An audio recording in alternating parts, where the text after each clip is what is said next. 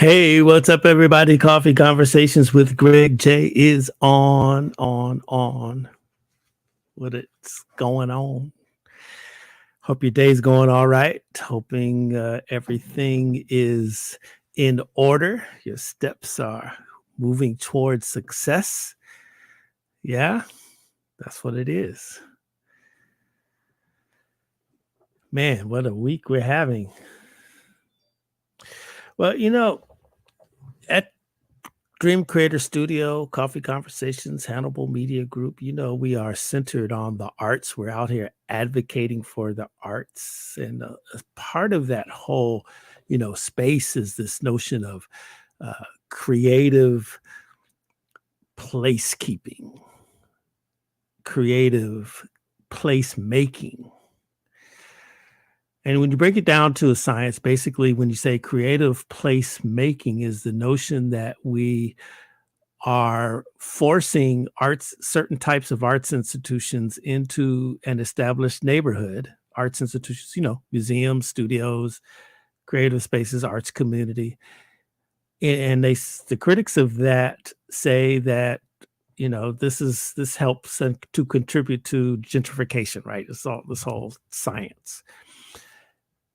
So that's placemaking. Placekeeping would be the one where, you're trying to preserve the Vision Theater, investing in that infrastructure, that type of, that's the strategy, that's the theology behind that. There are those who say that, hey, man, you know what? You can still placemake with a combination of funding from government, public sector, and donors and all this whole thing. And, this way you'll make your neighborhood a better place. And I suppose as I think about our topic on today, right, I'm so excited about this. First of all, Crenshaw District, creative placemaking going on. The train is coming. There's all kinds of development right there on the Crenshaw corridor, and in this space of recovery, it's really good to see folks really trying to make it happen and do community development at a level of excellence. And inside of that, supporting a vibrant arts community is essential. So I'm going to just bring some new friends of mine. You know how we do it. So we can just have this conversation. The Stalker Street Creative Development Project. Man, Stan Washington's the CEO in there. Good morning, Stan. Greg J, how you doing, my man? Man, I'm doing all right out here trying to make stuff happen. Yes, you are. Yes, you are. Yes. Let me bring in some. I can't believe I'm so blessed. This brother right here, when we begin to talk about, Black-centered film festivals and the promotion of film and that segment of our arts, this is the Hall of Famer, man. Like, he's that guy across the world, and I really not only love the work that he has done over time, but, in my time at the radio station, he would come by to do his business there, but then sit there with me for, an hour or two to talk about the movement and the, and just, so much was poured into me. And, I got to learn and exchange with this brother. Ayuko Babu, Pan-African Film Festival. You there? Well, we can't hear you. Let me unmute you there. Okay, try that. Okay, wait. Maybe you have to unmute yourself over there on your side. I should be able to do you. Okay, there you go. You can hear you now. Yes, all right. Sir. Good morning, sir. Good morning. It's good to hear you. Yes, sir. Good to see you. Yes, sir. Yes, sir. How are you? Babu, my man, I am so excited to see you, my friend. Oh, my God. It's good to be with somebody that's carrying the spirit and telling the truth and showing who we are, where we got to go. Absolutely. Yes, sir. All right. We get us a lot of energy. We need a lot of energy, a lot of insight, a lot of knowledge. Yes, we do. Yes, we do. Witness brothers on the Oscars a couple of days ago.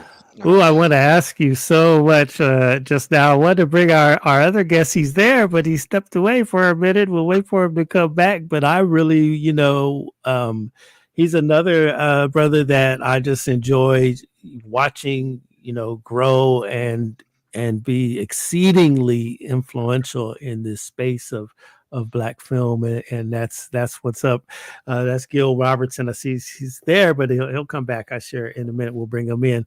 But yes, my brother Babu. Oh my goodness! All right, because I'm still trying to process, y'all. I know we want to talk about the Stalker Street creative development that we were on this page already before the excitement happened on Sunday, but I would be remiss if we didn't just touch on what we saw on Sunday at the Academy Awards. What are your thoughts, brothers? Ooh, Babu, I'll let you go first on that one. Well, my first thought is I was happy to see Brother Denzel pass some ancient wisdom on to him. Yes, sir. And it's an example of why we need Stalker Street creative. The whole concept, as I understand it, is that this is a place where we nurture, develop, create stories, create young people who are skilled and ready for the big times and so forth, and how to seize the moment and so forth and so on. Absolutely. Brother Will did not have that exposure, that experience. That's first of all. That's if he'd gone through the process that Brother Washington's talking about, he would be much more developed. Also, there's another aspect of that. There's, in addition to what Denzel said, coming from the Bible, that at the height of your great moments and so forth and so on, the devil always shows up. That's absolutely true. There's also another ancient story from Timbuktu, which goes all the way back to ancient Egypt. And that's a story that says the final test for special people, you always got more luck. You always have things go your way. You always do a lot of thinking. You always seize the moment, etc. Then sometimes something is so big and so huge, so beyond your experience and understanding, you have to sit back, meditate, and submit yourself and say, I don't know, and be quiet and be humble and go to the next step. That's a story that has to be passed on, and those are passed on. Those kind of stories are passed on through examples like like the creative concept that you're working on, brother. At the same time, the Pan-African Film Festival. Then there's a third part of that, is that if you notice, we've been out here in California in the West, like I've been all my life in Wyoming, etc. When the Latinos and indigenous people get together and they have piñata parties, whatever they're doing, having a good time, there's always a skeleton. I don't know if you notice, there's always a skeleton around. Yes, sir. Notice there's always a skeleton every time there's something, having a good time, etc. Well, that skeleton represents indigenous people saying, listen, in the middle of having a good time and fun and so forth and so on, be aware that death and confusion and chaos is always there, lurking back there. So be conscious and pay attention. Yes. Well, he lost that ancient wisdom. He was young. Dr. King had people pass that wisdom to the tradition of the preachers, but him, a young brother coming through experience he came through, he didn't have that experience. Got caught up with ego. But it's a great lesson. It's a lesson for him, great lesson for everybody watching, if we explain what the lesson is. Do you think always that negative and positive in all experience? The negative we saw, the positive is the knowledge and experience and exposure that will come through that will strengthen the Pan-African Film Festival until people come down and see these films. Absolutely. Right. Absolutely. Absolutely. Absolutely. Do you think that the situation, I was talking to somebody and they were really feeling like, okay, like what Kareem said, he really hurt us in the culture out here, trying to do some things out here, by reinforcing stereotypes about us. Is that a true statement to you? Yes, no, not really, because the bigger culture, the larger culture, the Western white culture always seizes upon anything to use that to dismiss us. So that's just one more thing. And so we know that. We just get and go on right on. It's not. And listen, the other side of this, right? The other side of this issue is we gotta praise and really acknowledge Chris Rock, right, and how he handled the situation, Fantastic. right, at the highest Exactly. level, Mhm, right? mhm, Exactly. He mhm. plugged into this higher spirit and understood it No and question. handled it well. No And Yeah. so, question. they can try to dismiss, but Chris led and projected it. Denzel, they focused on that, was beautiful. So, Mm. we'll get past it. It's not just one more blip. Right. And I don't All think it's right. going to take, I Yeah, feel very okay. good about it. It was a Well, you great know lesson. what? Yeah, it's a great lesson. Amen, brother. Yes, sir. Yes, sir. Yes, sir. Yes, sir. Forward ever, backward never. That's what we say. All right. So listen, here we are now. We're in this whole space. I was sharing with Stan, brother Babu. Man, it's been a couple of years since you and I have connected. I've gone from the radio station and out here just making some new stuff happen. And part of that is being a part of the Arts Council for Long Beach and gaining a really, great education and exposure to how, to concepts of creative placemaking, creative placekeeping, just preserving arts institutions like a Pan-African Film Festival and how arts contributes to our communities, right? And I think that this project and you being associated with it is just really, really apropos. And I want to just go ahead and say, Stan, okay, what is the Stalker Street Creative Development Project? Thank you so much. Thank you so much. You were talking about creative place making and the importance of having that level of balance.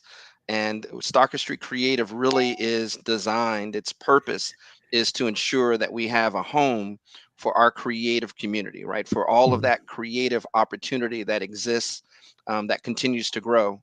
When Brother Babu talks about the importance of nurturing and guiding and really creating an environment for learning and to allow individuals to continue to hone their craft and be able to do that, in our own community. That's really what this is about. So, mhm, Stalker Street Creative is a television studio film project. It will be a campus in the Baldwin Hills Crenshaw Corridor, right between Don Felipe and Santa Rosalia, sitting on just under 6 acres of land, and it's designed, frankly, to be a working television film studio, a campus for the community, and an environment in which we really can leverage and bring in all of the creative talent and opportunity that really exists around our community. And I've had to say, one of the most exciting things that we have done. We're still in our pre-development mode. This is an image of what the campus potentially will look like. We have been very deliberately and very methodically working ourselves around the community. This is a community project. I got to say that again, everyone. This is a community project. This isn't, some large studio coming over and saying we're going to drop this in the middle of our community. This is a community collective, a development team, which I run. I'm the developer on this project, which is all African American, all people of color.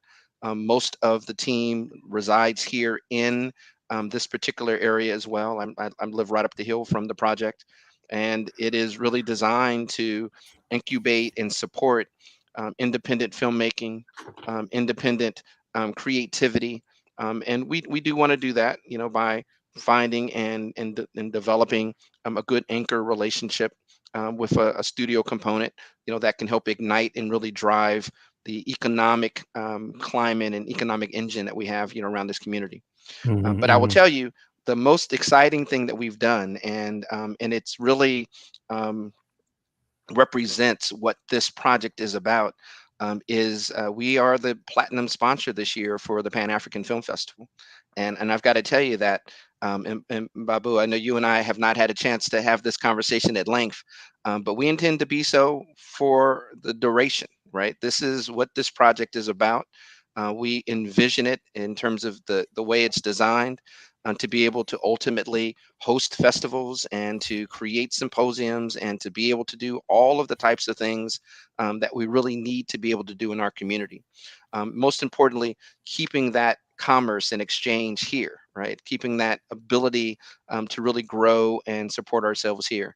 The storytelling, and the ability to allow others to come into our community and to hear us tell our own stories. So we're really excited about it. This is something in which we are really looking to leverage and build partnership all around the table. We've been working with most of the main homeowner associations and community councils, and really have been just slowly starting to share this knowledge and talk more about this project publicly. So, Greg, just so you know, your platform here is key to that. This has been something that's been on our list for some time to be able to be here with you, and we hope that you're going to have us back, throughout the process as we talk more and more about the growth of this, this exciting campus. I'm all in. Let's go. Yeah, yeah. Absolutely. It's interesting. Okay, so let's call this back up. So let's look at it. Okay, for those of us that are familiar with the neighborhood. Okay, so this is you're on Stalker, Yep. and you're right there by the used to be the pharmacy there on the corner, Yes, sir. and county building like the mental health or something like that over there, right there. Ginormous parking lot in the back, right? Yeah. Okay, and then up here is the. Let me, if I could, Greg, let me unpack this just a little bit. Okay, go ahead, give it to me. Let me first start with the fact that, when you come in as a developer, the first thing that you decide is, you know what, let's rebuild everything. And essentially what happened, and this is what's supposed to happen in the process, as we started talking to the community reminded us that these buildings have history. Right? There's cultural history in this particular area of our community. So we really wanted to make sure that we maintained some of the existing buildings that are there. So to your point, the building on the corner, 3701, which is right on the corner here, is a very important building. We know that there were many Black doctors and dentists and others who really started out. Those buildings are over 50 and 60 years old. So we wanted to maintain that. That building's about 40,000 square feet. It gives us the ability to create a strong office space environment. So part of this project is having, a lot of office capability. Over 80,000 square feet of office and production space is part of this campus. You'll notice also around the perimeter, this is Stalker running down the front and Santa Rosalia running up the side. We're bringing in fast casual restaurants. We're going to create an outside patio area to be able to really create, a real environment for people to interact and to create exchange. On the opposite side of the building is a new 5-story parking structure. So we're building that up. This is important for multiple reasons. It's important because we wanted to make sure, first and foremost, that we're overparked on this campus, that we're not contributing or creating any impact on the neighboring communities, any of the residential streets. So we'll be able to handle all the parking. We also, at the base of that parking garage, will have a community center. This will be an environment that will be able to allow all of the groups to come and to really enjoy and do their work as part of whatever projects that they're focused on. And then the other thing that I'm really excited about, I'm probably talking about this a little earlier. I haven't talked about the rest of the project, but we're going to put a rooftop restaurant, 360-degree view of the Hollywood sign on the very top of this structure, that parking structure. Instead of us having to run outside of our community to get to other places to do really, really special high-end dining, to do banquet, capabilities, to do all the things that we normally can't always do here. We'll be able to do that in this space. It will be over 9,000 square feet of outdoor inside space for that capability. Then you have, you'll notice we've got a nice big inside campus area. That's going to give us the ability to do hosting and activation and all the other things that we know that the community really wants us to be able to do and to support. We're maintaining there are 5 buildings on this property currently. We'll be maintaining an additional 2 of them. They're 20,000 square feet each. And then on the top of those buildings, we're going to put another green space, which will be an activation environment across the entire top for hosting and activities and other actions, and then programming actions. And then you'll see around the back and around the side, these are sound stages. We have 50,000 square feet of soundstage. That is really important. It allows us to be able to do very significant production work out of the entertainment community, but also these are broken out in terms of two 15,000 square feet sound stages and two tens, and the tens can be also broken into fives. Gives us the ability also to support the independent filmmaking community and to do projects that are smaller as well. So again, the ability gives us major capacity. The studio gives us major capacity to do this at a large scale, and also to bring it down and to do smaller production.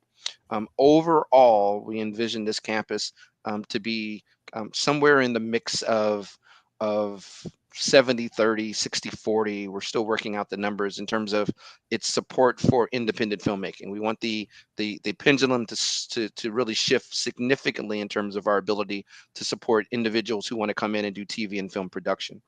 The only other thing that I'll just mention is today there is 120,000 square feet of office space on this project.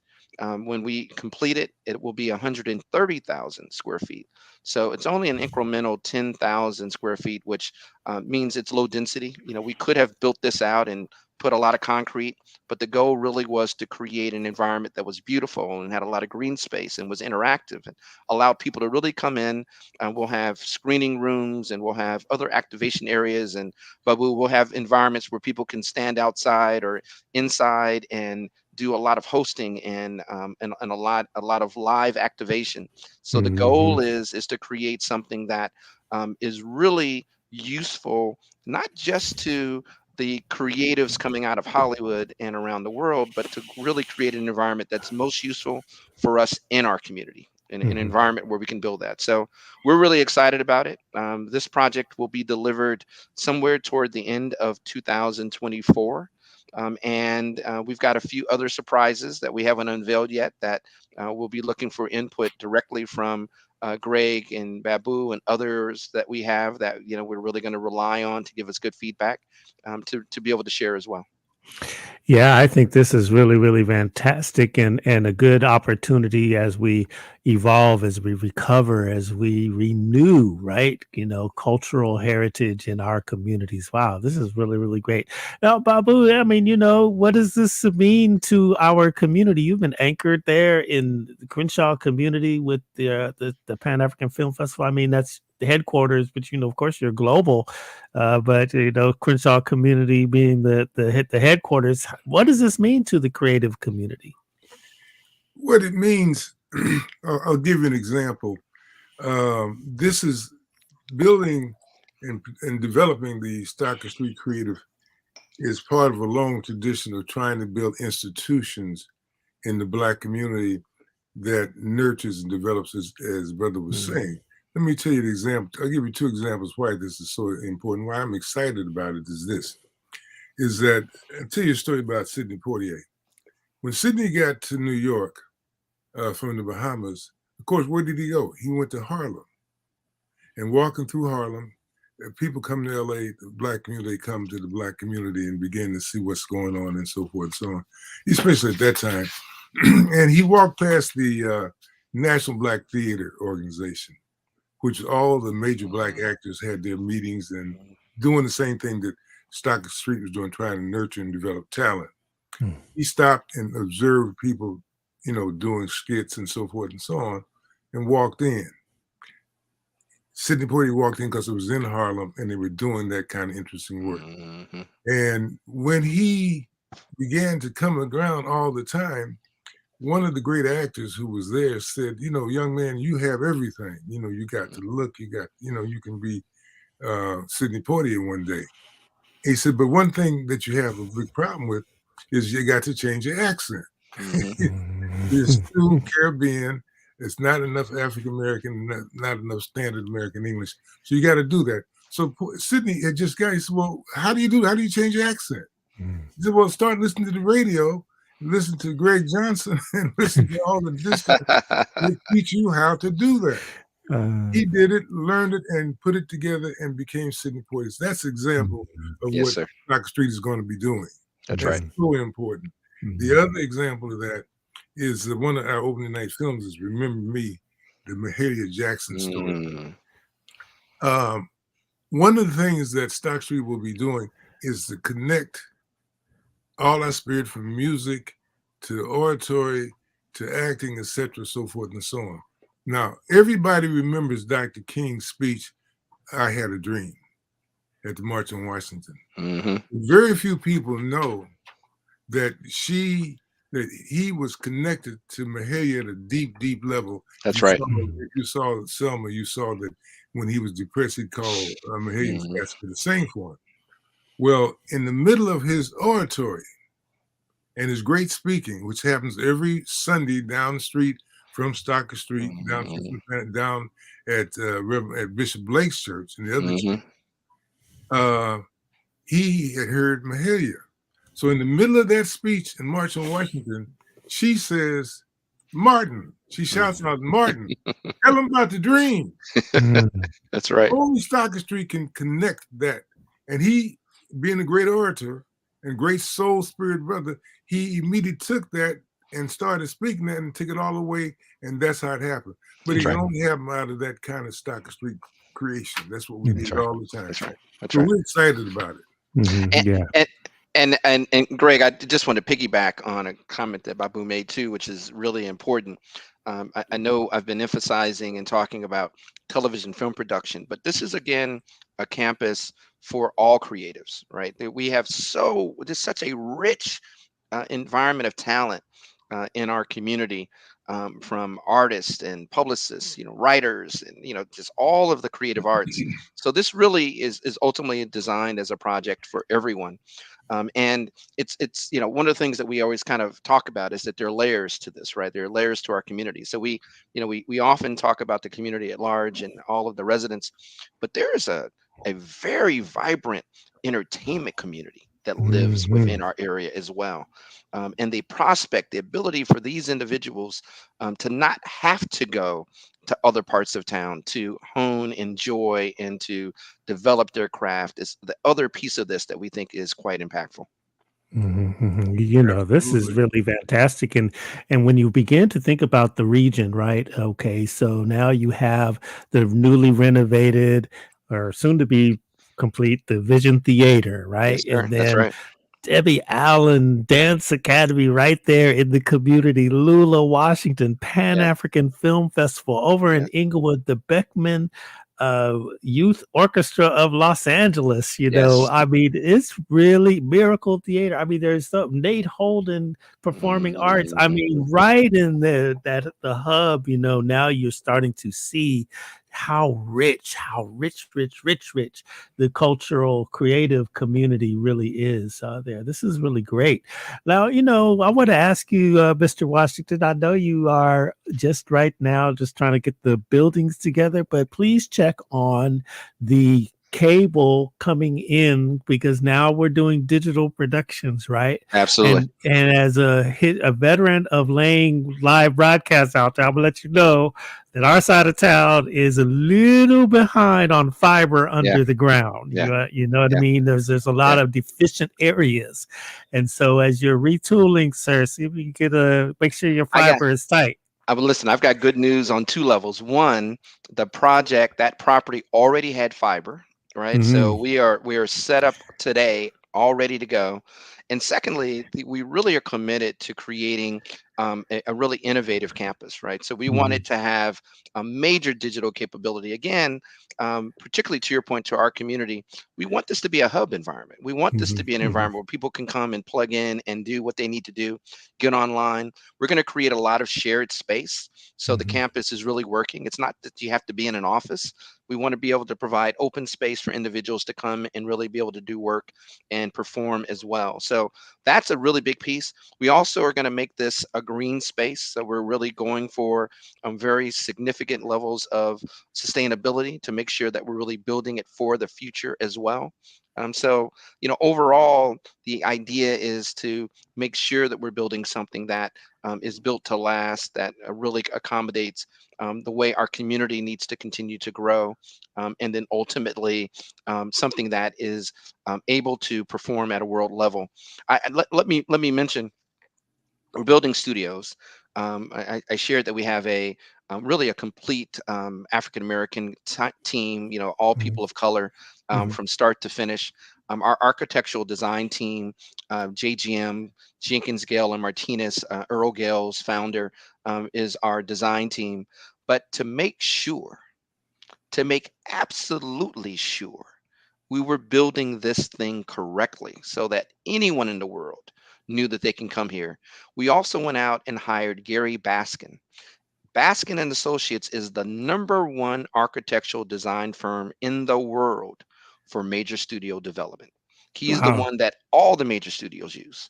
So we didn't want there to be any question. This isn't, we're just not popping something in the community and saying, come. We wanted to make sure that they knew we're building this to scale to all of the specs that are required and frankly exceed the ability for anyone at any level to come in and do major production.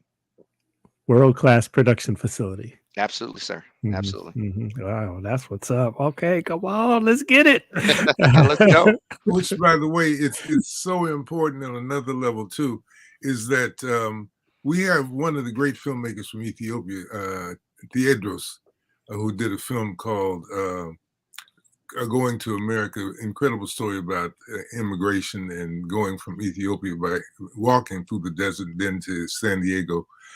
He was so excited to come to LA and come to the Black community and come and experience that. So now we don't have to just spend on somebody who's just trying to hustle and make money. We really need institutions like Stockton Street that is sensitive to that whole thing.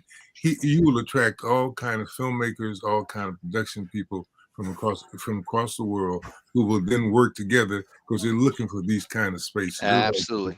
This is Absolutely. absolutely important. Absolutely. And Greg, let's talk about the African elephant in the room, right? Which is gentrification. I know you brought that up, at the start of the show. So, I live here in the community. Many people might know my mother was Dr. Geraldine Washington, president of the LA NAACP. My father was I one of didn't the know first. that. No, You didn't that's know that. news. I see Come you on now. Come on now. Absolutely. We used to go and talk with her all the time. Absolutely. Yes. Okay, I see you now. Wow. Okay, my bad. Yes, Come you on know now. the history now. Yeah. Yes. Listen, mom is with me. Dad was one of the first magnet school principals in LA. Magnet school principals in LA, and was the chief of staff for Rita Walters downtown. Willie Washington. So, I have a fundamental understanding of what is important for our community, and even though we have really worked hard to make sure that we're listening, I got input too, right? I feel that I grew up here as well, and really want to make sure that we're creating an environment for us. So, the restaurants that we're talking about, these are our concepts, right? There are so many wonderful restaurant concepts that are already in our area that maybe need a better location, a better home. There are opportunities to incubate and bring new ones in. So we're really talking about from start to finish a project that really houses us, projects and concepts around us. Even the marquee restaurant on the top, ideally we want that to be something that really is Black owned, that really drives it, right? So I'd heard a stat that was alarming. And that stat was, in other communities, Koreatown as an example, when a dollar circulates, it's there for 2-3 days. In our community, it's here for 2 hours. Okay. And the reality is, so we've got to fix that. We've got to create opportunities and projects in our community that allows us to drive our own commerce, that allows us to do that for ourselves. So, while it is true when you build a project such as this, people will come in. It's also true that we're already here, and that we've got to support us and create opportunities that drive our opportunities for growth. Right. It's important to have them, be open to everybody. I always like to say, he who has a dollar, let him come. There's another very interesting story in terms of restaurants that you'll find again, that you're right on top of it. We had the opportunity to hang out with brother years ago, who was from ancient Egypt. I'm trying to remember. He did Dr. Zhivago. Omar Sharif. Omar Sharif told us a story. We had an opportunity at the African Film Festival in Milan And he came in so strong, and we only saw him in the movies, so we didn't know. And he was also viewed as a gambler and as a Latin lover, so forth and so on, right? But he came in as a strong black man at the festival. He brought a delegation from Egypt and was so strong, so together, and so clear. I just got excited and asked him, "Well, Omar, tell me about the Arabs. I mean, who are these brothers and sisters? What's going on with them? You know the whole thing." And he paused and he said, "Well, Brother Babu, in order to understand Arabs, you got to understand Louisiana Creoles." Ooh. Yes, sir. And we said the same thing. Ooh, how do you know about Louisiana Creoles? Omar Sharif. He said, well, it was before we got famous. Me and Peter O'Toole, we were in L.A. doing the cleanup of the film, our great film, Lawrence of Arabia. And I got tired of eating white folks' food. He said, every day, at the commissary in Hollywood, it was, their stuff, So I said, where's some brothers cooking? What's going on? What's happening? And so somebody told him, so well, look, what you do is this. Go down to Western and take a right on Western Avenue. Go straight down Western Avenue to about 36. Take a left at 36, and you'll come across a restaurant called Sid's. This was an earlier Creole restaurant before Harold and Bell's. Wow. Okay. And he went down there. He said, "Is Western Sid's still there?" And so he said, "I found the place. I walked in." And everybody looked like me. They look like me. I look like them. So, who are you and who are you? He said, and then they got that gumbo and all that fantastic food. So this is what we eat in Egypt. A little different, a little bit of spice, but it's my stuff. Wow. He said, then they got to understanding who he was, how Creole, so he began to understand. They realized, look, we really the same people, got a little different experiences, and let's all blend together. He ate there the whole time he was in LA. Every time he came to LA, he went to Sid's, and that's a real story. And that's what you're talking about, that restaurant. That's exactly right, sir. That's right. That's what, because people are looking for that and doing all the foods and so forth. But that's what he said. And he said what happens with Arabs, when we're in Africa, we wear galabeas. We pray 5 times a day. We're Muslim, da. Then we go to Europe, America, put on a Italian suit and be Latin lovers. But it was Sid's. It's so interesting. I love. Of course, when you listen to Coffee Conversations with Greg J and everything, that we're all about building bridges, music, arts, and culture with Africa and African Americans. And I did want to get to, I'm listening to Brother Babu, and I think I saw that Ethiopian film. I think I did see that one at the Pan African Film Festival. I was like, they had a hike to get here. That was really something, But, I've been going back and forth to Africa quite a bit. Even just went to Ghana this past December, planning to go back, and been intersecting with the arts community in Ghana, been intersecting and having relationships with arts community in South Africa and Nigeria and all of that. And how can Babu and Stan, how can this studio, the Stocker Street Creative Development, be a strong platform for cultural exchange with our artist community on the continent? Because I think that this is really, really essential to our development, where we are in our mindset, right? We got to have this global perspective, and so talk about how the studio project could be a blessing in this space. I love it. Babu, I'll let you go first on that, and I'll piggyback, because I've got a number of thoughts on how we can support. And let me just say, and the first step for us was supporting Pan African Film Festival, right? That for us, that was how we got to the top of the mountain. Now that we can see, now we got a lot more to talk about. Number one, everybody around the world that's consciously trying to understand and tell our story. Because as you know, our story is a little bit in Haiti, a little bit in Ethiopia, a little bit in Harlem, etc. You put all those stories together, you begin to really understand the sophisticated nature, narrative of who we are. So they're looking for post-production facilities. and post-production facilities that gives them a comfortable feeling of this is a place that nurtures you, supports you, and is open to Ethiopians coming, open to South Africans coming. As Mr. Portier told us when we first finally got him to support us, he said, what's going to happen with the Pan-African Film Festival, Stock Street Creative, any of the institutions Black folks are building, you're going to attract Black folks from around the world because we are the Stock Street Creative makes a point of it that the Black creative people are what? They are the center of the conversation, not a periphery. So when I go to film festivals, when I go to all these other things, I'm a periphery. This is what Mr. Portier said. But when I come to the Pan-African Film Festival, when I find some facility opportunities at Stock Street, I become the center. You're focused on me, and that really attracts people. And that's really, really important because that nurtures you because you feel more comfortable when you have a Stock Street. You're more comfortable with the Pan-African Film Festival. That's why the brothers and sisters from the continent relate to us because we give them that comfort, that opportunity. Plus, they can, they can really ask you questions about now how does Hollywood really work? Yes.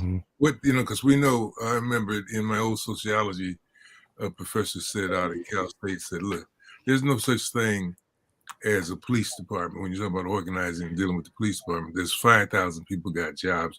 You break down that abstraction." And then you work on it that way. It's the same thing. That Hollywood does not exist. They are companies, they are directors and so forth. You break that down, and who can break it down, help people manipulate and use that is Stock Street, the Pan-African Film Festival. Plus what it does, it puts pressure on everybody else because you are doing what needs to be done. That's and right. Success. One of the things, we first got to LA, where did we go? We went straight to see Ray Charles' studio. Great. I mean, immediately found that because that gave us a sense of everything. So we found Ray Charles's house up in the hills up there. Baldwin Hills, yeah. Baldwin Hills. They said the Platters lives around the corner. All these things are so important to nourish us and give us the strength. One of the things we used to always do, we used to go to the California Club, which is right there on Weston and Santa Barbara now, King. And the California Club is where we saw Sam Cooke. We saw all the great actors, all the great musicians. Now, one of the problems was it was run by people who was only concerned about making money, not making money as well as creativity. Now, what we needed is a Stock Street that gives us creativity and making money. And that's one of the most incredible things I saw when I got here was Sam Cooke singing, it starts out with Brother sung with Sam Cooke, Bring It On Home. And they're singing the song in the Lou Rawls. Oh, yeah. He stands and starts singing Bring It On Home. And then all of a sudden, Sam stood up and started singing with him. I didn't even know that Sam was on the record. It was fantastic. Okay. All happens in our community. After the show, we all go outside on Santa Barbara and now Obama and Weston. And there's a car that maybe 100 people stand around to see Sam Cooke and Lou Rawls, right? And there's a car that Sam has, is a convertible with Muhammad Speaks laying in the seat. I said, Sam reads Muhammad Speaks, and what kind of car is this? Nobody knew what kind of car it was. Sam came out, said, well, that's a car that white folks make in Europe called a Maserati. So we sang the blues and it went down to that. I mean, those kind of things is what people excited and gives us energy. Right. That's what. Well, let's do this, guys. Let's welcome Brother Gil Robertson. Gil, what's up, my man? Yes, sir. Gil, what's going on, sir? I was saying at the beginning, I just honored that you would come and get on Coffee Conversations with Greg J. I've known you a long time, and I just have admired from the sidelines as you become an influential force, man, in this industry. And I want to let you know I'm proud of you. Because I've seen you. Well, I appreciate you, brother. And I mean, the work that Babu and Stan are doing is something that the African American Film Critics Association is certainly it's we've been waiting for this type of opportunity. Mm-hmm. And so we are looking forward to rolling up our sleeves and giving every bit of muscle that we can to see the success of this project. Greg, by the way, Gil is on our advisory council, so we are happy to have his guidance and insight as we continue to develop and bring this project to life. Man, that's incredible. That's you know, I really am inspired by the project right here. And you know, I want to continue with the conversation though on you know, our global roots. And you know, Stan, you're going to get an opportunity to talk a little bit about it. But let me just ask Gil, you know, as an awesome, iconic critic, we're talking about our global ability to tell our stories. In your space, how do you interact with, you know, brothers and sisters on the continent to develop the narrative of critiquing our stories through cinema? Well, you know, it's taken some time, and it's actually a process that continues. I mean, really, I would point to the work that Babu and Pan-African Film Festival has done over in the continent to really open the door and create an understanding, a level of understanding about the role that African-American creatives and C-suite executives and film critics can do to move forward stories from Africa and, you know, other parts of the African diaspora. But it's a challenge. It's a challenge. You notice, been to the Cannes Film Festival a couple of occasions, and there's a disconnect that exists with some of the African filmmakers in the pavilion there. And so, you know, there's a need to educate, and there's a need to just welcome them in a way and make sure that they understand that we're here to support them, and that we're here, that their stories are our stories, and that we see the value and the purpose in having those stories seen by as large an audience as possible. And you're starting to see that. Netflix has done a remarkable job of really creating an incubator and a platform for storytellers, filmmakers from the African continent. So they definitely should be applauded for that. Some wonderful stories, slice of life stories, not stories centered around trauma or drought or famine or people, you know, running for their lives, but just, you know, Black people living their lives. You know, it's so funny you say that, Gil. I go over to, you know, go with your friends, you know, the homies. You go and my buddy is watching Nollywood. He's like, man, I love these movies. It's, you know, it's really a joy to see, you know. You know, so Stan, go ahead and make your point about the contribution that the Stocker Street creative project is going to make in the diaspora. Yeah, I'll talk about it more from the context of how we support the exchange, right? That level of dialogue and communication. We're already in discussion with a number of groups, consulates included, who are really looking to seek office space, right? So again, you know, this project as it is developed will have two major components. We'll be doing production, and we have major soundstage capability, but we have office space and our ability to create and house individuals to allow them to come over and really have an anchor location, a place to do business, to be able to exchange and to really network and ultimately develop and support their projects. That's a main tenet of what we're developing. I'll mention, and I should have mentioned this earlier, because you know, this project is unique from start to finish. It's not just unique because you know, we're putting this in our community, and you know, we've got a team of ourselves, right, who are really building and developing it. It's also unique because we are able to build this without having to ask for any partnership from any major studios to put it up and running. We're funded by, this project is funded by Jessica and Steve Sarowitz. Jessica is a woman of color, Forest Bay Partners, and they have underwritten this project 100% well over 100 million in investment. So, you all have been around for quite some time to be able to do a major development and not have to go out and get financing, not have to worry about, do you have an anchor tenant to start? We have a project that is being built no matter who is coming. And the best part about it is that we know everybody's coming. Right. But we're able to go out and we're put it in place. So I mentioned that to say that it gives us an ability to make sure that we can be deliberate about who we reach out to. Right. We're not tied to having to have certain types of support, particularly coming out of Hollywood. More importantly, we can make sure that we've got a mix of tenants and a mix of production and a mix of individuals who create an ecosystem in this campus that allow for this explosion, this continual evolution of us being able to tell our own stories, right? So it's more than a big idea; it's a big purpose.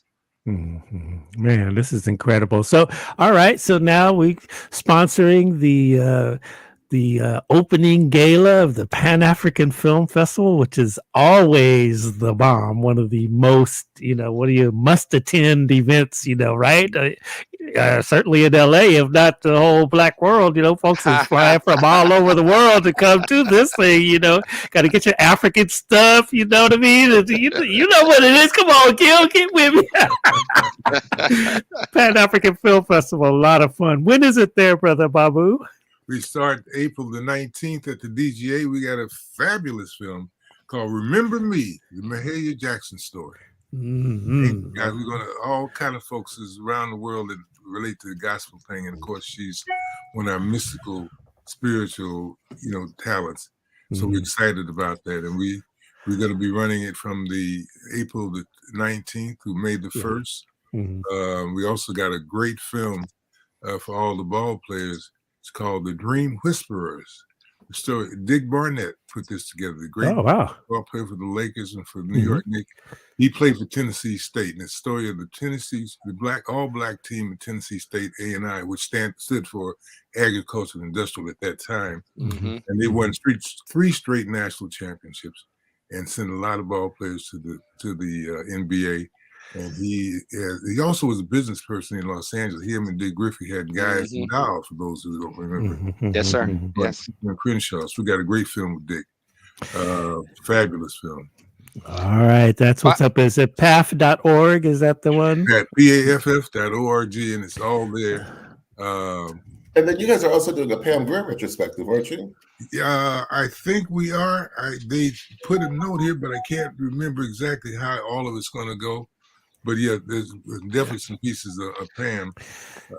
And Babu, the centerpiece competition for under John Singleton's name is something that is very exciting as well. We're going to show the winners of the John Singleton short film competition, and let me say this again, working with our community, that all came about as a result of Brother Herb Wesson, who really said, listen, we got a little bit of money, let's do something with it, let's do some celebration. And we took that money and created the John Singleton short film competition. And that's going to be the centerpiece. Again, looking and needing, again, back to Stocker Street. If we had Stocker Street, they'd been sitting right there and developed these films and so forth and so on. But there are a lot of exciting films. There's another film, a young filmmaker who was the represented Chad this year, called Lingui Sacred Bond. We're going to screen a film from him. Again, he's a great filmmaker who has had many films up for Academy and is excited, looking for space, looking for communication, because everybody understands half our stories everywhere, and you put that story together, you begin to understand what's really going on. It's a Pan-African Film Festival. You learn something new every time. I always see a film that just takes me to. I saw the one film I told you about, the Ethiopians, how they got to the United States. That was crazy. I remember the one film where I saw they covered the genocide in Rwanda. Yes. And what struck me about that, being a radio person, is how the radio played a part in the communication. And I was sitting there at the theater just going, I'm blown away. You know, I mean, it was really, really something. You know, the last time I was at the Pan African Film Festival might have been the last time we were even able to get together. But they had the film about the brother that was from the West Indies, and he went all over the world as sort of a diplomat. And he was in Cameroon, and he, you know, was between the Francophones and the Anglophones. And it gave me an understanding of Cameroon because we also import coffee from Cameroon. I have a line of coffee that comes out of Cameroon, and when I saw that film, it gave me a more holistic understanding of what's happening over in that nation. So I just say, you know, you always learn something at the Pan African Film Festival. It's really, really awesome. Before we get out of here, okay, Gil, look, you weren't in here. I got to ask you, brother, what's the perspective of the slap? You know, I think like what Chris Rock said apparently last night before his show in Boston, you know, we're still processing. Because that could have been, that would have had unimaginable consequences had you seen those two brothers. Oh my God. Absolutely. Absolutely. I can't even, I was just talking, we would have all had to have left that night. Yes, sir. We had to have gotten in our cars and made our way out of California. Yeah. I wish we would have been able to live that down. On a show that, by the way, is produced by a Black man and woman. Yeah. It's hosted by two Black women. I mean, for it to happen when it happened, the way it happened, it's just, words can't even begin to explain what was behind Mr. Smith's actions and why. I mean, after 40 years in the industry, he didn't have the presence of mind to realize that, well, there's going to be a commercial break in 2 minutes. Right. You know, I'll have an opportunity to say what I want to say to Chris. Or I can go backstage. They would have let him backstage. Of course. Yeah. For him to, there's as usual as with most things, there's more behind this than what we are privy to. I think Chris was just an excuse for that. Just allowed him to just open up the the drain and just let it all pour out because. You know, I mean, that's no secret that, there's some, Will has a different kind of life. Yeah. And marriage is different. And I mean, and Will's been in this game since he was a young man, and he's lived in a bubble. He's had to sort of navigate this duality of being both a Black man and also a privileged, celebrity. Mm-hmm. Whatever that's supposed to mean. But he's certainly getting his wake-up call now. Mm-hmm. Yeah. I Indeed. agree with that. Indeed. I agree with that. Okay, so now Pan African Film Festival. Here's Max Vilds is checking in here and said, can't forget about the importance of the artist as part of the Pan African Film and Arts Festival. That's right. Are you taking over? Is that returning? Taking over the whole Baldwin Hills, Crenshaw Plaza? Absolutely. We have around 75 to 100 fine artists, unique craftspeople from all over the world will be there showing and giving you a sense of something that you need to wear, feel, think, and use. We're excited about it because that's part of something you take home with you. Yeah, absolutely. I'll be there both weekends and through the week. All right. That's what's up. That is. You'll be wearing your mask too. Wear your mask. Come on. Yeah. All right. There you have it, you guys. Any last words you want to say to the people before we get out of here, gentlemen? I appreciate, first of all, I'll start. I just appreciate each and every one of you and looking at, these faces of Black excellence. It's inspiring to me. And especially at such a time as this, brothers, what you are doing in your each in your individual life spaces, man. I'm just looking on the sideline going, go brothers, go. And then Babu, especially you, man, I just have to thank you. I mean, I spent a lot of years inside of KJLH radio. And when I look at that experience, holistically as being at the epicenter of Black culture in Los Angeles, you know, is I used to say to people like at KJLH, so like if you worked at other radio stations and the subject of your discussion was, say, the Black Panthers, you may talk about the Black Panthers, but at KJLH, you are beating like, yo, I was there. Truly. And it's very profound, right? And so I loved sitting with you, Babu, in our conference room and just spending the time. I mean, Babu would come and make his advertising buy, and then he'd sit there for an hour, 2 hours talking to me about, you know, stuff that's happening in Los Angeles. And I value that, man, to my heart of hearts. And I want to publicly thank you so much for your time. Gil Robertson, you've been up in that conference room too, brother, sitting there, you know, chopping it up about the films and everything, and to watch you grow. And I look at you now and I'm like, dang, I mean, you, brother, I'm so proud of you, and thank you for your time. Absolutely. And brother Stan, man. listen, we're going to do it. And let me just mention really quickly for those who are tuned in, on the 21st and the 28th at the Pan-African Film Festival, we're having art installation in which we'll be talking and showing designs of the project. We'll be there to meet and greet and talk everyone through it. So please come through. Again, we're just extremely excited about our partnership with Babu and Pan-African. Excellent. We're Excellent. excited. We're excited. Thank you so much. All right, everybody. If you missed this, don't worry. Go to Coffee Conversations with Greg J on the Facebook page. We'll be repurposing the audio, put it out there on the podcast wherever you get your podcasts. You know where it is: Spreaker, Spotify, iHeart, Apple. You know, all the big boys. Just go ahead and say Coffee Conversations with Greg J will show up. That's what's going on. Okay, don't forget April 2nd, that home buyers seminar. If you're trying to buy some properties or figure it all out, at least, because it's kind of crazy, pricey out here in these here streets. But still, we got the home buyers education seminar coming up in Long Beach. Got the Pan-African Film Festival coming up. We've got all kinds of arts, sciences, culture.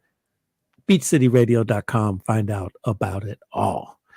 All right, everybody. Love one another. Love one another. Love one another. Peace and blessings. Take care. Thank you. Take care.